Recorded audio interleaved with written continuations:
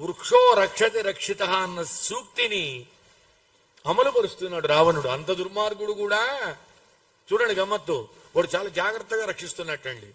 మళ్ళీ చెట్లు కూడా ఏవి పడితే అవి వేయకూడదండి. ఈ మధ్యకాలంలో మనకి వేసారు, వేసిన తర్వాత మనం అన్ని ముందు వేయడం తర్వాత భయపడటం, వేసిన తర్వాత బాగా పెరిగినాయి తొందరగా పెరగాలని, వాటి వల్ల కొంచెం ప్రాబ్లం ఉందంటే మళ్ళీ కత్తిరితనం మొదలు పెట్టారు.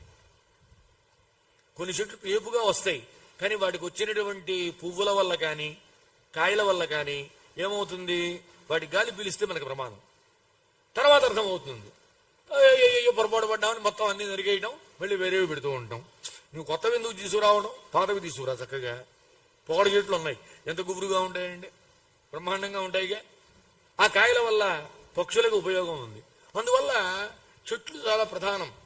చెట్లు కనుక ఉంటే అందరూ సుఖంగా ఉంటారు. ఒక చెట్టు ఉంటే ఒక మానవుడే కాదండి, ఎన్నో పక్షులు ఆ చెట్టు మీద ఆధారపడి బతుకుతూ ఉంటాయండి.